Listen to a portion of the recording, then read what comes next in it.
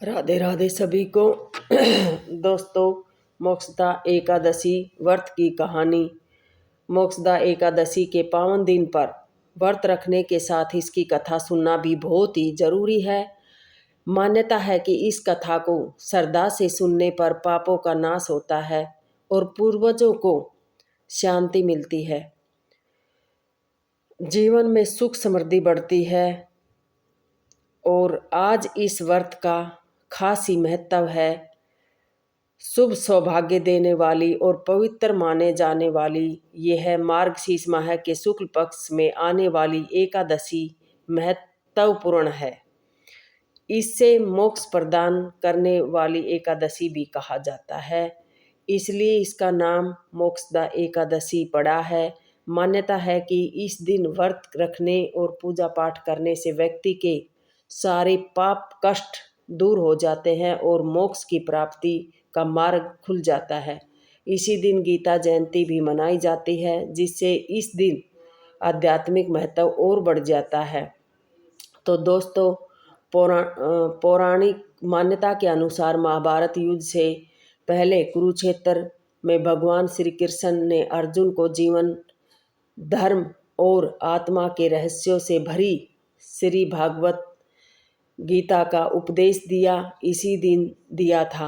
इसलिए यह तिथि भक्ति, आध्यात्मिक संयम और साधना के लिए अत्यंत शुभ मानी गई है।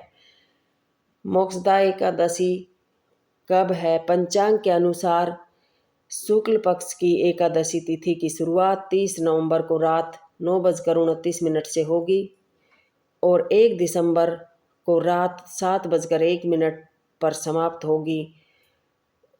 धर्मशास्त्रों में सूर्योदय के आधार पर तिथि मान्य होती है, इसलिए 1 दिसंबर को ही मोक्षदा एकादशी व्रत रखा जाएगा।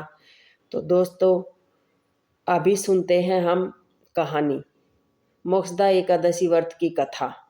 एक रात राजा ने भयानक सपना देखा, जिसमें उसने पिता को नरक में कष्ट झेलते हुए उससे मुक्ति की गुहार लगा रहे थे। सपना टूटते ही राजा बेचैन हो उठा। उसने विद्वानों को बुलाकर सपने का कारण पूछा, लेकिन कोई भी संतोषजनक उत्तर नहीं दे पाया। अंत में राजा को पर्वत मुनि के आश्रम जाने की सलाह दी गई। पर्वत मुनि अपने ध्यान से भूत, वर्तमान और भविष्य सब जानने वाले महान ऋषि थे। राजा ने मुनि से अपनी समस्या सुनाई।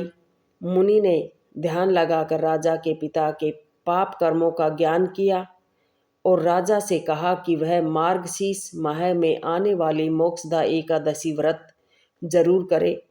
राजा ने अपने परिवार सहित विधि विधान से व्रत किया और उसका पुण्य अपने पिता को अर्पित कर दिया। व्रत के प्रभाव से उसके पिता को नरक से मुक्ति मिल गई। प्रसन्न होकर उन्होंने राजा को अनेक आशीर्वाद दिए। राधे राधे।